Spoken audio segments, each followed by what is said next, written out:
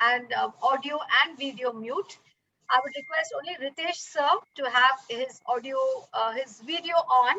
And of course, our guest today is our dear principal, Mrs. Patnaik, who needs to have both her audio and video on. So I would request everyone else to kindly mute themselves, both audio and video. Thank you so much, so that the bandwidth we don't lose the Wi-Fi. All right. We are recording this session. This is again something that everyone should be aware. So having set the housekeeping rules, let's not waste any more time. So I am so privileged, I'm so happy, I'm so honored to be having this particular session where this fantastic, very positive educator, Mrs. Kalyani Patnaik, who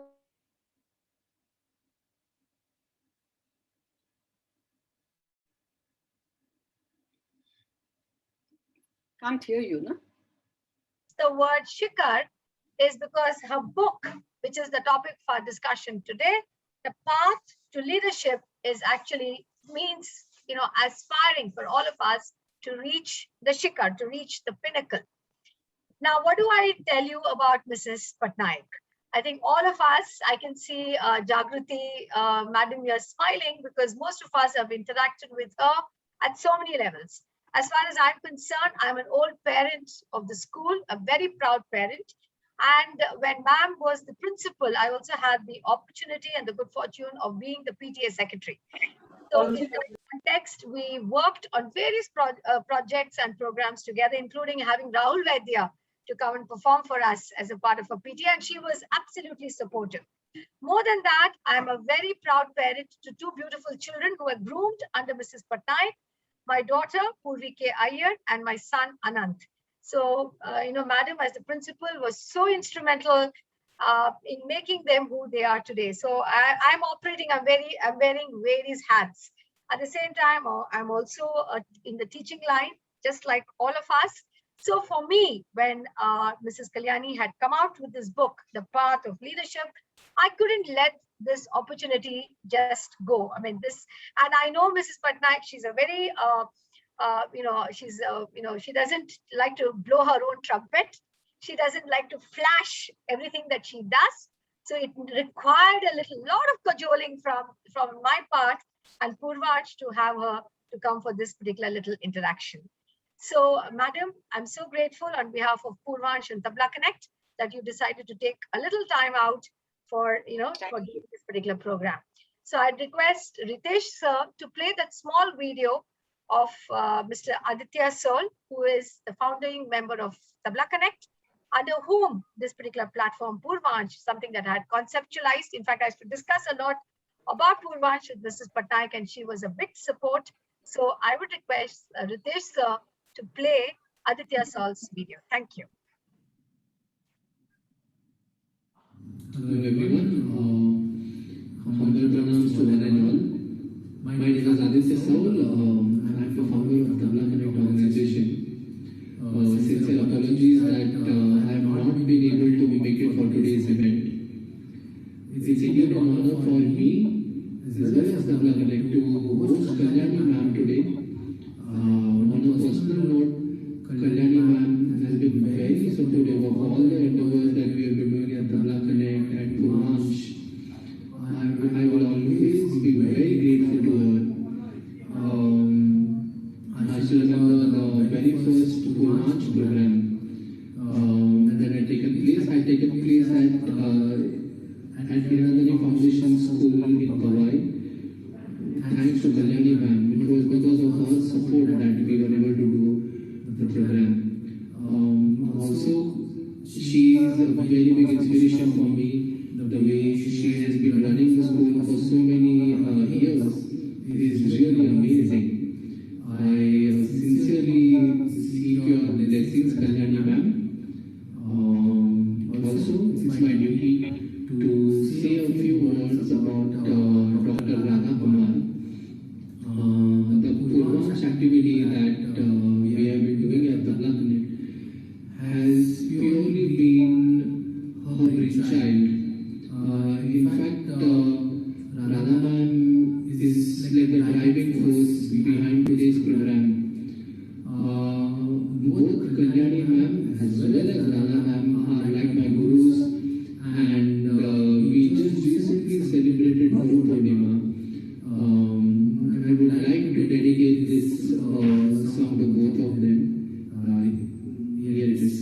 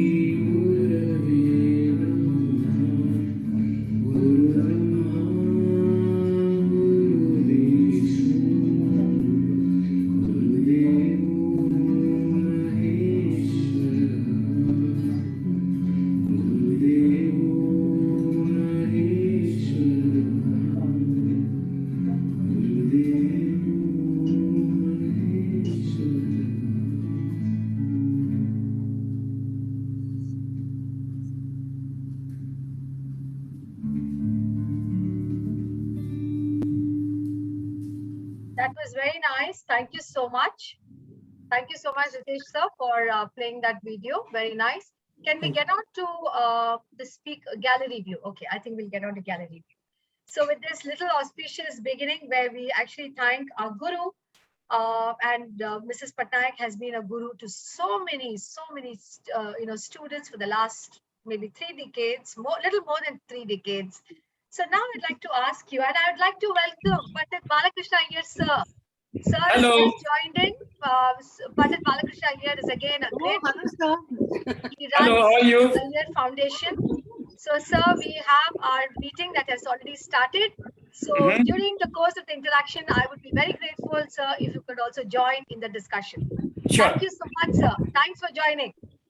So, to get back to the discourse, now the first question I'd like to ask Mrs. Patnaik is, where did you find the time? You know, as the principal of the school, as an educator, as a teacher, handling the IGCSE school, the ICSE school, and God knows what all the other things that she's actually taken up. IB, ma'am, where did you get the time? Okay, now good afternoon, everybody, and I'm so immensely grateful, glad that I'm here amongst this August gathering.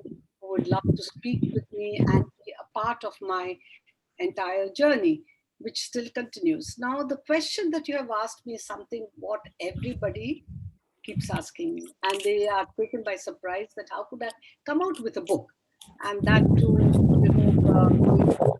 kind of framework of mind that would require continuity. Let me tell you, no time is the right time. If you keep waiting for the right time to happen anything, it doesn't. We are all bound to be busy, and whether we are working or not working. If there is a passion to do something, like my passion to write was always there, and I always kept a notebook next to my bedside and on my study table, and also on my principal's table, that whenever I come across some lovely thoughts, I would jot them down. Lovely. And then I would try and stream them together. And I would write a lot of articles this way and write a few poems maybe. But this time I thought I must put all of them and get them to write. I found little time, but I kept doing. And then, yes, it took me some time, but I could fulfill my dream. May Fantastic. That's so inspiring. This thing of keeping a journal and writing a little notes. I think that's a great idea that you've given all the participants, and how one has to really go through, because life in that sense is fleeting. If we have to ask somebody what really has happened yesterday, can you actually tell us, what has happened yesterday? I think none of us would be able to recall unless and until something very dramatic has actually happened. So this thing of taking down little things, the subtlety, as they say, the larger things actually happens only in subtle things. I think that's a great example you've given us, ma'am.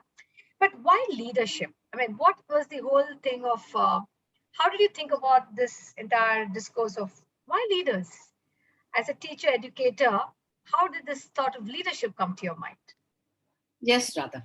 I think this is a wonderful another question, because remember, we are all educators and we always look up to someone as a leader.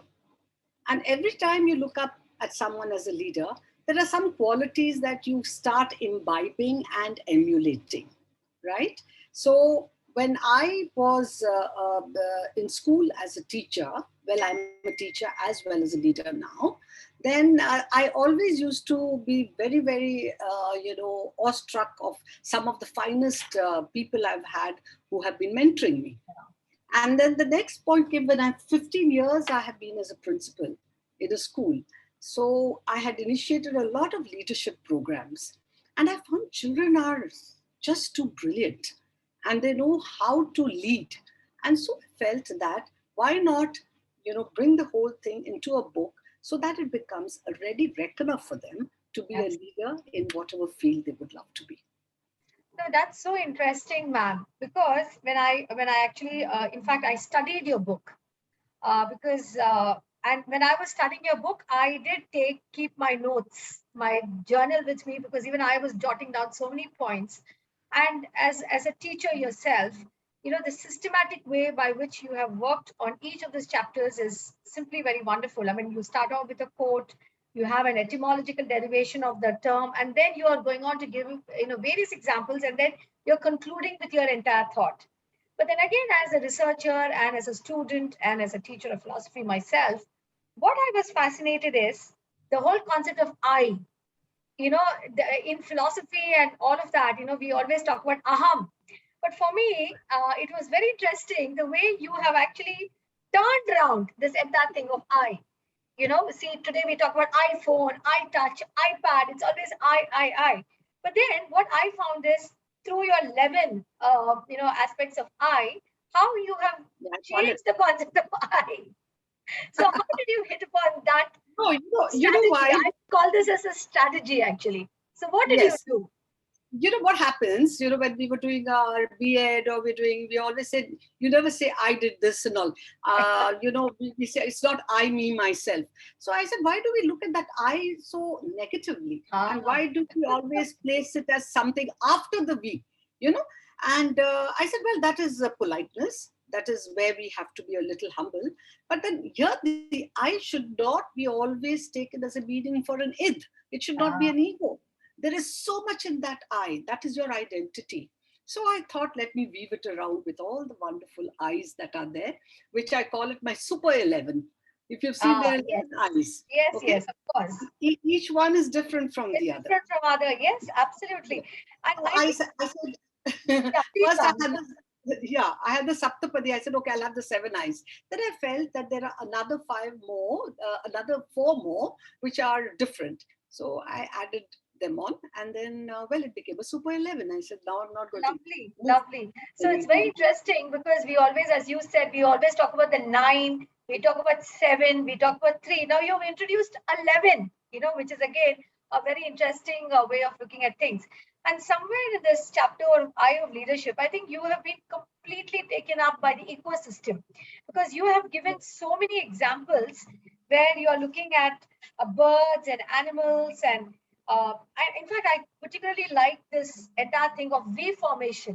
Can you tell us something about how is it nature has inspired you in this entire discourse of leadership? Again, that's a very fascinating kind of a synergy I'm seeing. Yes, ma'am. Dr. Kumar, I must tell you, Radha, that I was always a great lover of nature. You know, Yes. and I had been very fortunate in my childhood also that Yes. father who happened to be working for the government, and Yes. he kept on going on various postings. So Yes. I got used to seeing we as brothers and sisters learnt a lot from nature as well. Yes. And the same thing happened that when we would, and then having married into the forces, we went right up to the borders, and I saw the beautiful birds in Ladakh, and the flora and fauna of the east, and there was so much to Yes. learn from them. I mean, found animals or even your trees, they always had something to tell us. Absolutely. That's why I mentioned the Muir Woods when I went to California, and the Yes. birds. And Yes. how and what did they teach me? They taught me that, see, leaders create leaders. Because on every Absolutely. trunk of my son would tell me, you see, Mom, look, watch those birds. They're called birds. I think for some of you who haven't seen them, they create another kind of tree within Yes. themselves. It was so matriarchal. It was so, the maternal instinct comes into you. Ah, how nice, how lovely. So, So so that was ma'am, how it so was. it's again, that leads me to my other question, where, being a principal of such a prestigious school and having such a wonderful innings for so many years, and so many students graduating from, all of them under your watch and care, mindful watch and care, and of course with the support of all your faculty and the team. I mean, I find it very fascinating that we call ourselves being in a cement jungle, right?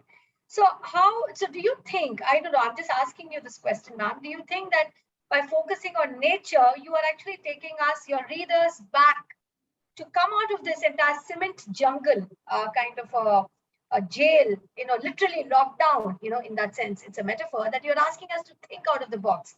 Do you think that that was something that must have prompted you? Because what I'm noticing Yes, is every chapter you have included so many aspects of nature.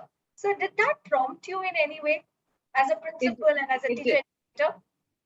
You're very right. I think your analysis has been absolutely right, because especially in these unprecedented times, we have Yes, heard nature a lot, right? yes, And then I always felt that, if you, of course, the book was written quite, before the COVID was all in bloom. But yes, otherwise, I did feel that ever since man was born, he's been only learning from nature. absolutely, We learn absolutely. so much from nature. The children have to pause, stop, watch, and observe. That is my whole mission, is to inform the readers that you have to be very observant. So, You ma'am, don't have to dig into books all the time. yes, yes. So, ma'am, so keeping this ethos, can you tell us a little bit about what is it? What are the practices you have put in the school for getting your students? Because you have an entire generation who's under your watch and care. So, what exactly are the practices that you're putting into school so that the children and hence even the parents get in touch with this aspect of our living and life? Yes, we have had many programs I have initiated along Yes, with my team of wonderful teachers, and yes, they also, we brainstorm before we actually give it to the children, and children come, take it forward. Like, we have the young leadership program, and yes, we have a number of projects that they have to work on. Now, the projects don't have to be only for underprivileged, because we keep thinking it's only underprivileged. You have, like you yourself, I mean, this Tabla Connect, it's so yes, beautiful. Our Purvansh is so beautiful. It talks about the aesthetic sense and value of human beings. And it correct. talks not only about look after the underprivileged, we are looking after them. But why Yes, aren't we also thinking of nature, what nature has given us? And yes, nature has actually bestowed upon us not only its, bountiful and plentiful, but even the lessons of leadership also with us. absolutely, That which is is what, what you have highlighted. But tell me, that's ma'am, I see a little bit of a problem in the sense of, especially in the chapter of imagination. For me, the difference between the images of the mind and the images projected by our imagination upon the mind is that the former are paintings of our problems and the latter are pictures of probable solutions. Now, this is a very profound thought that you have actually put in it's this. philosophical. It's Yeah, philosophical. but ma'am, here, what I would say, as maybe I'm talking as a parent, I'm talking as a teacher educator myself. Sometimes you think our systems are so boxed up that when a child is coming up to the teacher or to the educators, where all of us that we might say that, no, this is not the way you can think. And I think that's somewhere about the fridge example you have given in one of Yes, your yes, chapters. yes, I think a yes. chapter of That's my very favorite example. yeah, I saw that. So as a principal of the school and as again, being a teacher educator, how do you have these conflicting ideas in place? Because sometimes it does happen that you are wanting to create that kind of innovation, but we as a society, and I'm including myself as a part of the society, we might say, oh my God, why is it that the school and the It's principal is going teaching them out this. of this box because you're not doing the line? So how do you manage this, sitting on that hot seat? It's not difficult actually. Lovely. It's always that we've got to loosen up a little bit. I know there is so much of rigidity and mindset about certain things that we refuse to budge from there. Right? So what I tell myself is let the imagination flow. That's why my favorite example of that, when you give it to the art teacher, and it's actually the truth, it has happened. Everybody drew the refrigerator as a triangle and a square. And there was one child who drew a circle. And then somebody asked him that a fridge doesn't look, round. Why is it? Yes. So I said, no, the fridge can look round. It is only the outer surface. What is Yes. inside, the core value always remains the same. So Yes. we've got to be very, very clear as how to drive home the point to the students, keeping their imagination intact as Lovely. well. Because if they stop imagination, Radha, let me tell you, they will stop growing. They will be all the time only dictated to do what they should So be can doing. you give us some examples, ma'am, of some courses that you have begun in the school, which is because I personally know, but there are audiences who have logged in. Maybe some of them are also watching on YouTube. So can you tell us something about the kind of courses that you have introduced in the school that triggers, that becomes this nimitta matra for imagination? What are the various programs that you have introduced for that? Yes. New Now, programs, yes. we have both in the international school as well as the ISC and ICSE school. We do it with a little difference. All our activities, we tell them that okay, let's not just stick to saying that there is a debate. Why call it only a debate? Call it a diplomatum. Call it a conclave. Give it different names. Once you start giving different names, the children themselves start imagining. Oh, I think we are in a big conclave and we've got to talk like this. And the ethos and the style of that particular conclave comes. That's how the model United Nations came in. Yes. That's how the imagination comes in when you start giving it a little difference, a different quote. Yes, lovely. But in the present day, ma'am, when everything is at the click of the button, because there is a chapter that you've written on innocence. So how do Yes. you? Because I could say that very clearly. I mean, all of us when we grew up, we would have these little games, whether it was going out and playing and climbing a tree and running. That kind of childhood is very difficult because even today, I mean, with both my kids also grown up, I can see the number of children actually coming down to play, and of course not during these trying times, but even otherwise, you would never. That is depleting. That's depleting. So innocence, and especially since you've talked about this cap of being a leader, collaboration, appreciation, and philanthropy. I mean, don't you think that childlike innocence, even with your own students, being a principal for so many years, is kind of diminishing? And what do we do collectively about that? We have to work very hard and make a conscious effort. And if you guide your teachers correctly, they are doing a fantastic job. Now, like when we had this Corona COVID, of course, is still not to go, is going to be here with us in different forms and different degrees. But then there was the floods. And I didn't have to tell. The children got together and they said that, it was their own innocence, their childlike behavior, that let's get something and just leave it for the flood hit area children. And then when you start getting this empathy in you, you have to develop. So now the international curriculum in their learners profile, they already have this empathy. And but if you bring it even to the national curriculum, which they're doing it beautifully by having programs like Save Us. Save Us is a wonderful program. She and her team are following. Then we have CMCA, which is another very good program in our school, where we have Mrs. Shetty also running this for us. So we have to choose our programs in such a way that it creates a very positive impact. Now your Purvansh would be one, your Tabla Connect, I think Aditya did a wonderful job with our children. Children, we didn't know who could play the tabla so well. Yes. And when you put them out in the open, you didn't have to put them in an auditorium to make them feel that. They were there in the atrium and they used to play it so well. So, Absolutely. so you have to help them to lead. That's where the leader comes. Yeah. So in your chapter of industry, as you've spoken about so here I noticed the army background. Yes. So did that influence you? Because when you're in the army for so many years, that stickler to perfection. And I remember, my own son telling me when ma'am walks like a general is something that, Anand used to come and tell me. So I've heard that so often. So did that influence you? And, especially this thing of edge. And I really like, tell me one, just added question. I love the various short forms that you've used. I would call them Yes, yes, yes. concepts.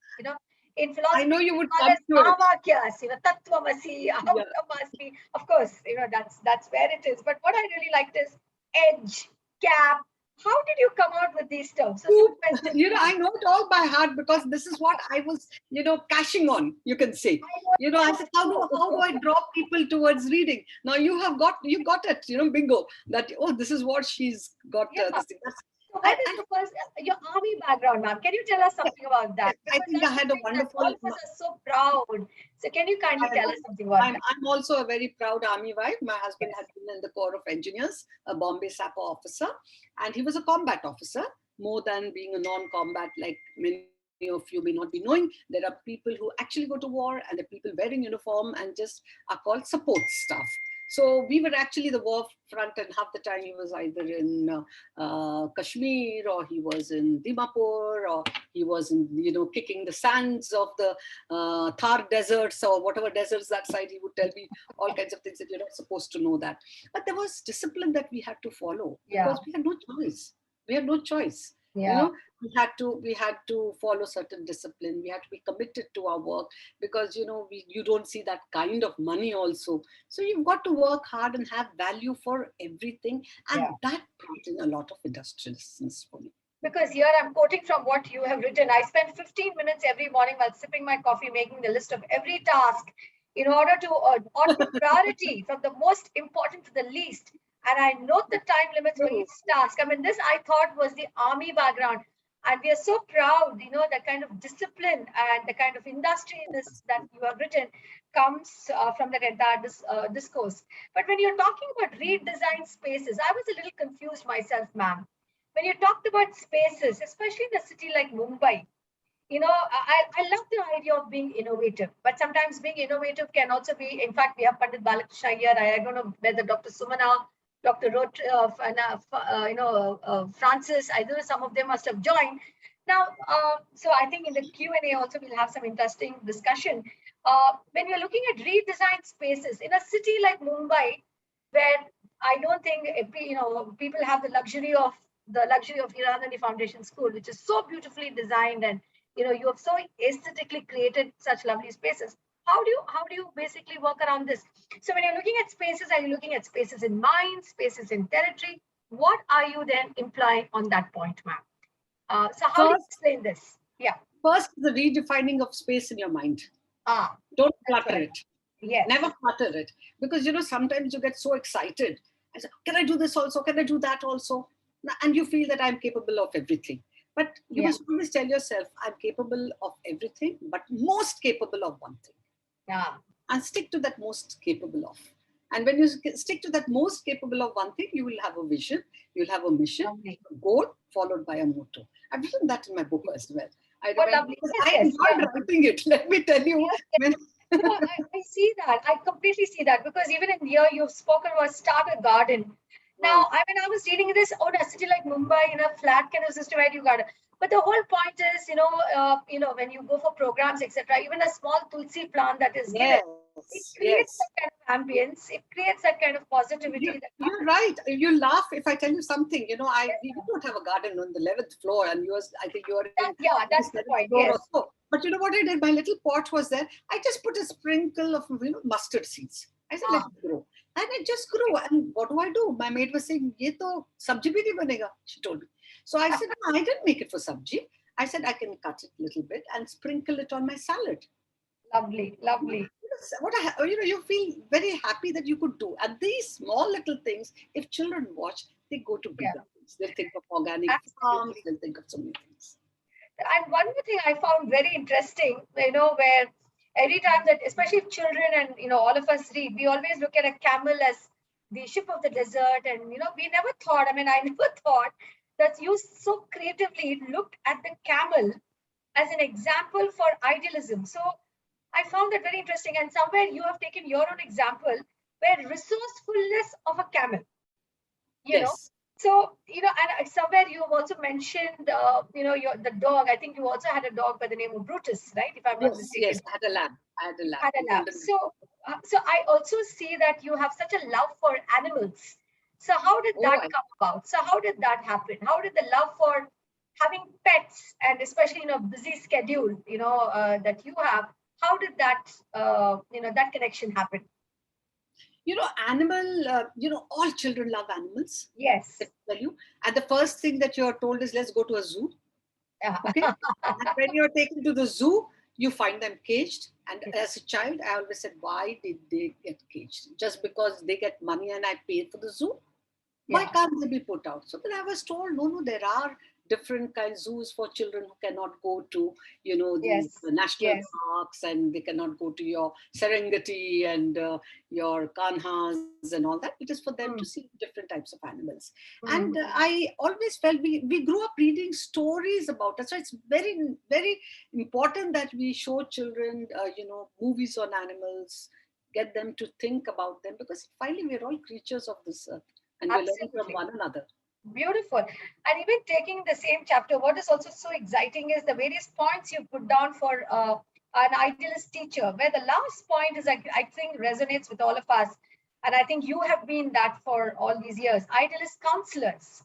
But this is one point here. When you're looking at counselors, it's not professional counseling, No, just to get it clear, right? You're looking at, because professional counseling is a different story altogether.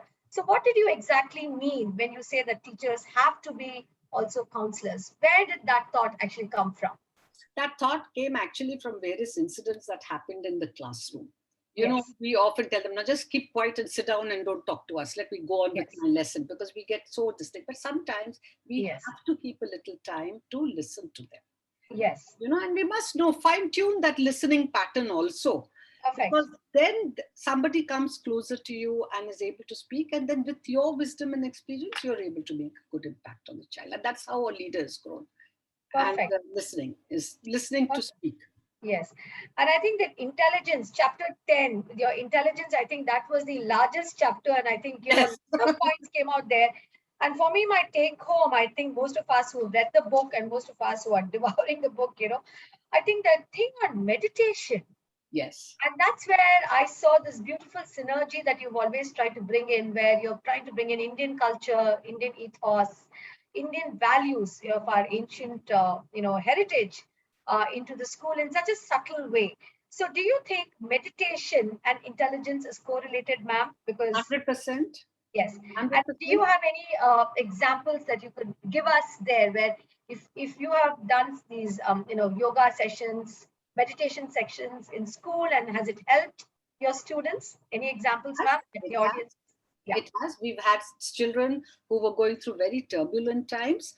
And Yes. then, people recommend, let's go to that institute and this institute. I said, no, we have yoga as classes also. So Yeah. I always tell them how to practice counting in the mind, and Yes. how Wow. to Okay. bring the whole thing down, and Yeah, your I think anger you have management. mentioned that in your chapter. Yes, I think there is So, something so about using. Yes. yes, so it is very important, because see, finally, every human being is an intelligent person. They may be, disabled, or they may be less, differently abled. I will never use the word disabled. Pardon Yes. me. Yes. Differently abled, but they always have one of the senses and the faculties very strong, and Yes. that itself is intelligence. Haven't we heard of those beautiful musician, who are blind, but Yes. look at the kind of rendition they give, Yeah. isn't it? Yes. So meditation, that comes with sadhana, that you Yes. would say. Very true. That is what I meant. I didn't mind you just shut your eyes and become a shavasana and you get to the world. That is escapist. you know. So you don't connect all Yes. that. You've got to calm your mind through meditation. And for students, It's very important. It has worked. It has worked for a number of my Lovely. students. And for me personally, I don't know, ma'am. We could, maybe, we could discuss on this because somewhere I thought this chapter on intelligence, in that sense, captures the essential teacher, personality, researcher that you are. Because I have always felt, as a parent and as a fellow teacher, that you are not really looking to put all the roles into one box.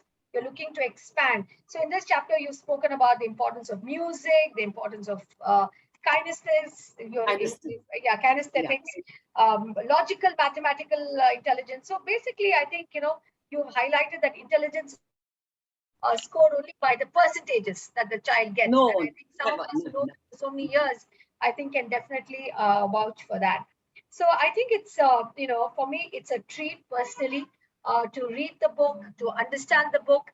And as you very rightly said, I'm sitting here with notes, and I'm constantly copying down and jotting down. I made notes, and it's a treat for all of us to know the personality that you are, the thinker that you are, and what you have written in this book. I can very clearly say that you are walking the talk. So I really thank you so much, ma'am, for giving us your time. It's been such an honor and privilege. But we are not going to let you go so soon, because I would, with your own permission, with your kind permission, open the entire platform for a very short discussion. Since we have Pandit Balakrishna here, I don't know whether Dr. Sumana has joined. I have no idea. There are some people who have joined, whether Dr. Francis is here. So if anybody would like to ask any questions, this is really your time. Sir, are you there?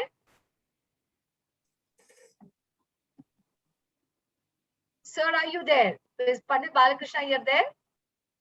I think he can't hear me. Yes, sir. So, unmute. Yeah, sir, you have to unmute yourself. Done? Yes. Anyway, thank you, Radhaji, for including me in this precious webinar. And I'm also very happy to see and meet Kalyani ji, about whom I have been listening from you for a long time. Yeah. This time I could at least see her on the photograph, on the video at least. And I just wanted to congratulate you for writing such a good book. And I know Radhaji very much. She is the kind of person who is very much to the earth, to the ground. So if she's telling so much about your book and your work and your subjects, I'm very keen to read this book. And I hope Radhaji will share me with one copy of this book. Yes, absolutely. Absolutely, sir.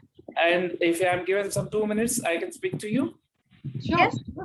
Yes, Yes, sir, please. I have been listening to the different chapters you have included in your book. Sorry, my English is not very good. Please bear with me.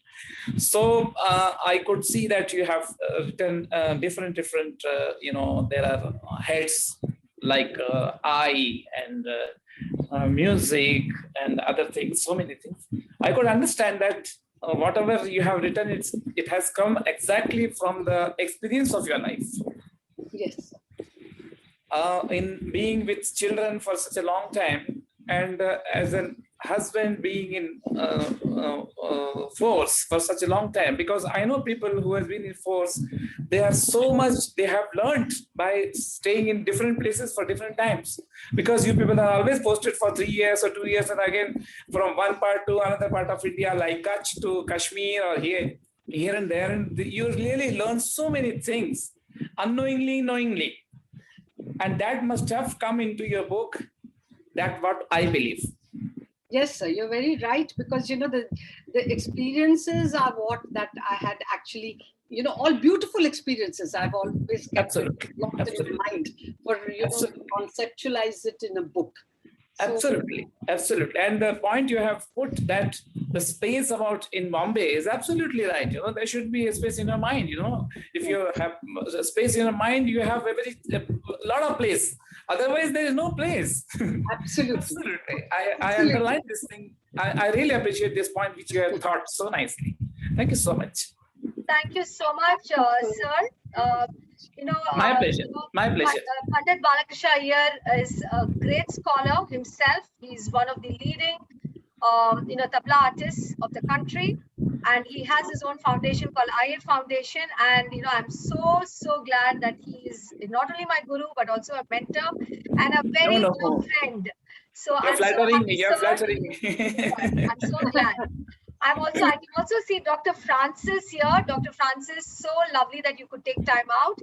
Dr. Francis is the president of Inner Wheel, Bombay Film City. She's a very busy person, but she does, infinite things and lovely things. And she's a teacher educator herself. She is, I don't know, it will take a long time for me to read, but she's a fellow educator. So Dr. Francis, welcome. And if you like to ask any questions, Sir Pandit Balakrishna Iyer is also here, and I would also like to welcome Dr. Sumana Kasturi, who's again, she's a media person, a parent also of the school. So it'll be so nice if Dr. Francis and Dr. Sumana can also join this discussion with Mrs. Patnaik. Dr. Francis, over to you. You have to unmute yourself. Yes. Thank you, Dr. Radha Kumar, for having me here. Actually, I was having trouble to hear what the discussion was. I really was trying to get in, but I couldn't get in, Dr. Radha. I went out of it. I'm having internet connection. So I'm so sorry. I haven't heard anything of it, so I cannot really speak about it. In a But little as a while. teacher educator, Dr. Francis, ma'am has written a book on leadership. Oh. So as a teacher educator yourself, and having done so much work, what would be your take on this entire discourse of leadership, especially today with our students? Yes, Dr. Francis. Dr. Radha, I would like to tell you that my PhD is also on leadership and on women empowerment. The perceived leadership of schools, of secondary school teachers, and their perception about the leader. And we were talking about the leader as intellectual, psychosocial, and the personality. The whole thing of the leader, how does it play an important role in empowering this? So as teacher educators, I think leaders do play a very important role in empowering the teachers, and that in turn they empower the students.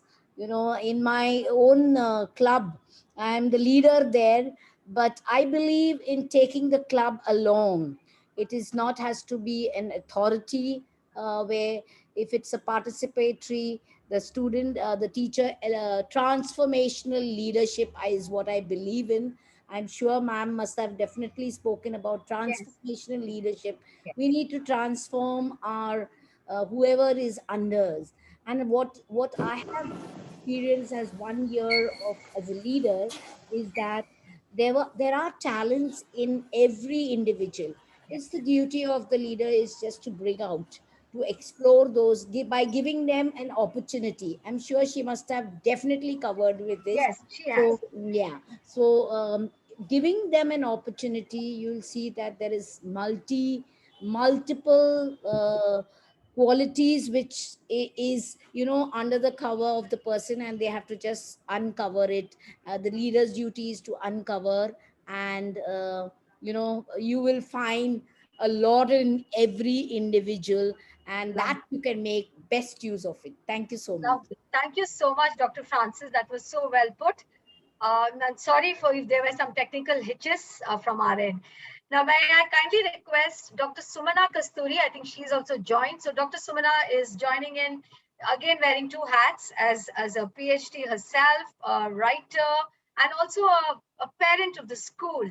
So Dr. Sumana, she's also in the teaching profession. So Dr. Sumana. Hello, Radha. Good afternoon, Kalyani ma'am. Good afternoon.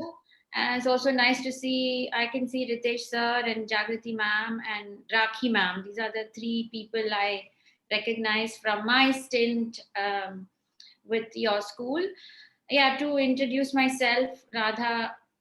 Thank you, Radha, for that very generous introduction. But yes, in addition to being a parent, I've had two kids graduate from HFS. I've actually worked with college students. So just the demographic right after your demographic, like Radha actually. Radha and I work with around the same age group of students. And so it is actually interesting. And in fact, the high school years are what sort of uh, get them ready, get them set up for the college experience.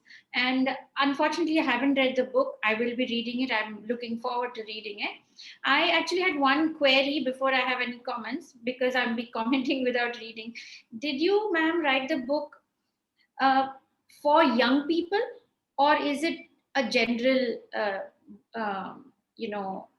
treatise for everybody of all ages? So, when I started writing, I kept in mind for generally the genre, the kind of group of children who are getting ready to be future ready, senior school, that is the 11th and 12th, and thereon for young college students. But then when I added a few more chapters, I felt that even aspiring youth could read, because I got some reviews where some of them have picked up my book, because the book got published only 3 weeks back. Right. And when I gave it to some of my husband's colleagues' children, who are working, they said that I think there are certain points which we feel that it's also very useful for us. So I took it as a ready reckoner. That's all, and based on observation, experience, analysis. Yeah. Right. And sometimes we don't grow old, also, right? We also love to go and see. Yeah, which is why I'm looking forward to reading it. Yeah. And I put, your daughter was a wonderful writer. She was with us. She wrote a book, right? Thank you. So I remember, and proud of her. Yeah. I'm looking forward to it, and it really fills a niche that we need. Actually, some time ago, I taught a class on what was called soft skills for young college students. And you're right, we do need books like this that fill those gaps.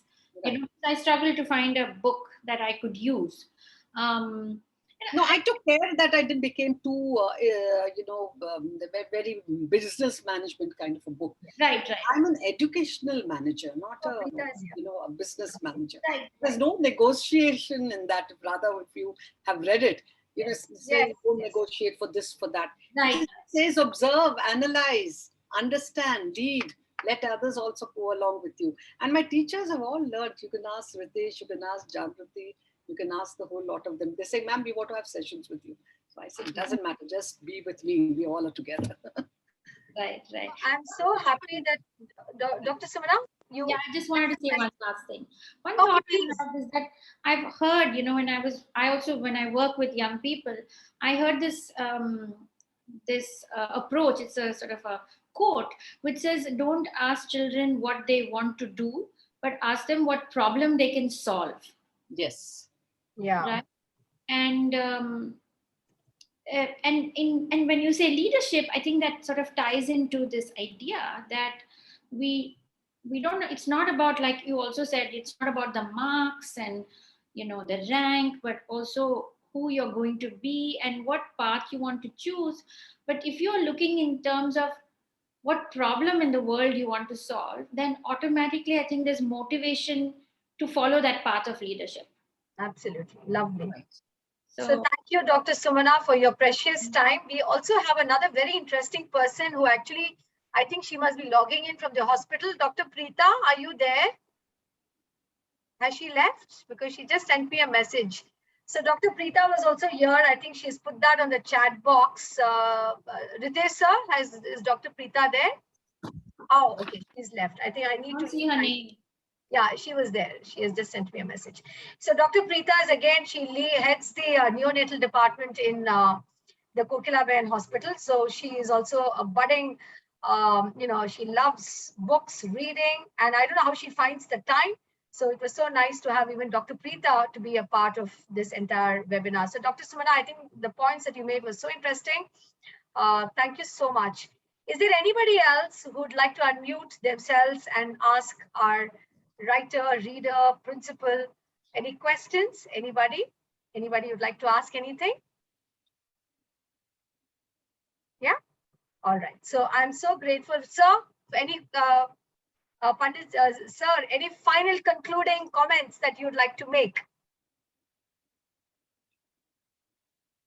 Can't hear. You have to unmute yourself. Okay. Yeah. Yes. Can we see now? Yes. Can you Yes. hear me? Can you hear me? Yes. Yes, good. It was very interesting. This session was really interesting, and I'm really wondering that it is very important now because we are in electronic media, and people have almost forgotten to read books. And it is important to go back to the books, go to the library and learn books like the one which Madam has written. And that will be the wonderful thing. We should all try to bring the people to the libraries, and they should be put from mobile to back to the book.